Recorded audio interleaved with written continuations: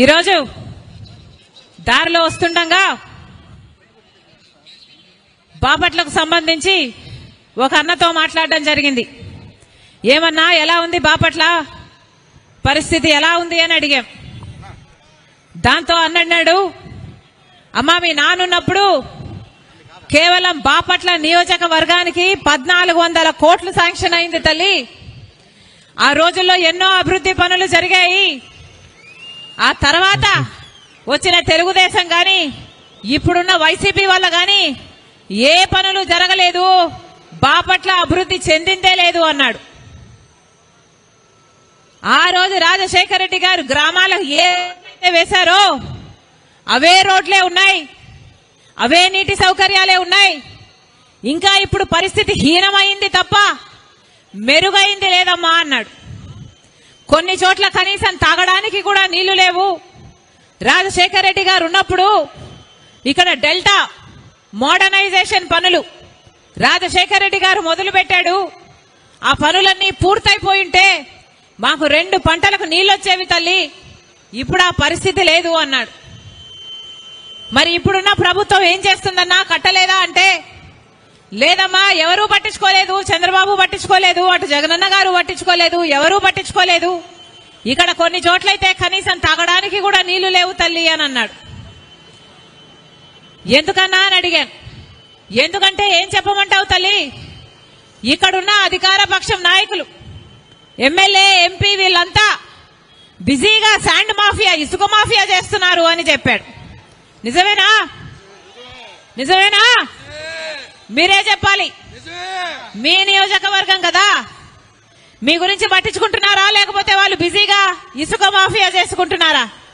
కనీసము canals modernisation కాదమ్మా, కట్టలు కట్టడం కాదు కదా, ఉన్న కట్టలు కూడా కూలగొట్టి ఆ ఇసుకను కూడా అమ్ముకుంటున్నారు అని చెప్పాడు. నిజమేనా? ఇది ఎక్కడ పరిస్థితి అన్నా అని అడిగాను. మరి రాజశేఖర రెడ్డి గారి ఆశయాల కోసం నిలబడ్డారు కదా అన్న, వీళ్ళంతా రాజశేఖర రెడ్డి గారి ఫోటో పెట్టుకుని ప్రచారం చేశారు కదన్నా, మరి ఎందుకు చేయడం లేదు అని అడిగాను. ఎక్కడ రాజశేఖర రెడ్డి అమ్మా, ఇక్కడి నాయకులే రాజశేఖర రెడ్డి గారి విగ్రహం ఎక్కడ సీల్ మార్కెట్ లో పెడతామంటే రాజశేఖర రెడ్డి గారి విగ్రహం పెట్టడానికి స్వయంగా వైసీపీ నాయకులే అడ్డుకుంటున్నారు అని చెప్పారు. మరి ఇదేనా రాజశేఖర రెడ్డి గారి ఆశయాలను నిలబెట్టడం అంటే? ఎలా ఉన్నది రాజశేఖర రెడ్డి గారి సంక్షేమ పాలన? రాజశేఖర రెడ్డి గారి సంక్షేమ పాలనలో రైతే రాజు. రాజశేఖర రెడ్డి గారి సంక్షేమ పాలనలో వ్యవసాయం పండుగ. ఆ రోజు రాజశేఖర రెడ్డి గారు ముఖ్యమంత్రిగా ఉంటే రైతులకు రుణమాఫీ చేశాడు. రైతులకు ఏ కష్టం వచ్చినా ఆదుకున్నాడు. రైతులకు అయ్యే పెట్టుబడి ధర తగ్గించాడు. వచ్చే రాబడిని రెట్టింపు చేశాడు. రాజశేఖర రెడ్డి గారు ఉన్నప్పుడు ఇన్పుట్ సబ్సిడీ ఉండే, విత్తనాల మీద సబ్సిడీ ఉండే, డ్రిప్పుల మీద సబ్సిడీ ఉండే, పంట నష్టపోతే అద్భుతంగా పంట నష్టపరిహారం ఉండింది. ఇప్పుడుందా ఆ పరిస్థితి? ఇప్పుడు కనీసం పంట నష్టపోతే, పంట పండిస్తేనేమో గిట్టుబాటు ధర రాదు, పంట నష్టపోతేనేమో కనీసం బీమా కూడా రాదు, కనీసం పంట నష్టపరిహారం కూడా ఇయ్యని ప్రభుత్వం జగనన్న గారి ప్రభుత్వం. మరి ఏమనాలి?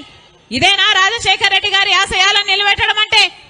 రాజశేఖర రెడ్డి గారి పరిపాలన, సంక్షేమ పరిపాలన ఎక్కడ? జగనన్న గారి పాలన ఎక్కడ? రాజశేఖర రెడ్డి గారి సంక్షేమ పాలనలో విద్యార్థులకు రాజశేఖర రెడ్డి గారు వాళ్ళు చదువుకోవాలని డబ్బు లేని కారణంగా ఏ బిడ్డ చదువు ఆగిపోకూడదని రాజశేఖర రెడ్డి గారు ఒక మాట అనేవాడు. ఏమనేవాడు? మీరు ఏది కావాలంటే అది చదువుకోండి, మీరు డాక్టర్ అవుతారా, మీరు ఇంజనీర్ అవుతారా, మీరు ఎంబీఏ చేస్తారా, మీరు ఎంసీఏ చేస్తారా, మీరు ఏది కావాలంటే అది చదువుకోండి, ప్రభుత్వమే ఉచితంగా చదివిస్తుంది అన్నాడు రాజశేఖర రెడ్డి గారు. అది ఫీజు రీయింబర్స్మెంట్. రాజశేఖర రెడ్డి గారు ఉన్నప్పుడు ఎంతమంది పేద బిడ్డలు డాక్టర్లు, ఇంజనీర్లు, ఎంబీఏలు, ఎంసీఏలు లక్షణంగా చదువుకున్నారు, ఈరోజు లక్షణంగా ఉద్యోగాలు చేసుకుంటున్నారు. ఇప్పుడు ఫీజు రీయింబర్స్మెంట్ లేదు. కూలీ నాలీ చేసుకుని కన్న తల్లిదండ్రులే వాళ్ళ డబ్బులు కూడబెట్టుకుని అప్పులు చేసి ఆ బిడ్డలను చదివిస్తే కనీసం ఉద్యోగాలు వస్తున్నాయా అంటే ఉద్యోగాలు కూడా లేవు. ఈరోజు మన రాష్ట్రంలో 19 లక్షల మంది విద్యార్థులు చదువుకున్నారు కానీ ఉద్యోగాలు లేక నిరుద్యోగంతో బాధపడుతున్నారు. చిన్న చిన్న ఉద్యోగాలు ఆఖరికి 10,000, 12,000 ఉద్యోగాలు చేసుకుంటున్నారు అంటే మరి ఆ పాపం ప్రభుత్వానిది కాదా? ఎన్ని ఉద్యోగాలు వేశారు? ఎంతమందికి భర్తీ చేశారు? ప్రతి సంవత్సరము జాబ్ క్యాలెండర్ అన్నాడు జగనన్న గారు. జనవరి 1న జాబ్ క్యాలెండర్ విడుదల చేస్తానన్నాడు. ఎన్ని జనవరి 1 అయిపోయింది? ఎన్ని జాబ్ క్యాలెండర్లు విడుదల చేశారు? కనీసం 5 సంవత్సరాలలో ఒక్క జాబ్ క్యాలెండర్ అయినా, జనవరి 1న ఒక్క జాబ్ క్యాలెండర్ అయినా విడుదల చేశారా? కనీసం ఈ 5 ఏళ్లలో ఒక్కటి గ్రూప్ 1 ఉద్యోగమైనా వచ్చిందా? అంటే మన ఆంధ్ర రాష్ట్ర బిడ్డలు కనీసం గ్రూప్ 1 ఉద్యోగాలు చేయడానికి కూడా అర్హులు కారా? మరి ఇదేనా రాజశేఖర రెడ్డి గారి ఆశయాలను నిలబెట్టడం అంటే? ఎక్కడ రాజశేఖర రెడ్డి గారి సంక్షేమ పాలన, ఎక్కడ జగనన్న గారి పాలన? ఎక్కడ? భూమికి ఆకాశానికి ఉన్నంత తేడా లేదా? ఏమన్నాడు జగనన్న గారు? పూర్తి మద్యపాన నిషేధం చేస్తానన్నాడు జగనన్న గారు. 5 ఏళ్లలో పూర్తి మద్యపాన నిషేధం చేస్తానన్నాడు. అసలు మద్యం అన్నది ఎక్కడా లేకుండా చేస్తాను, ఆ తర్వాతే వచ్చి మీట్లో ఓట్లు అడుగుతాను అన్నాడు జగనన్న గారు.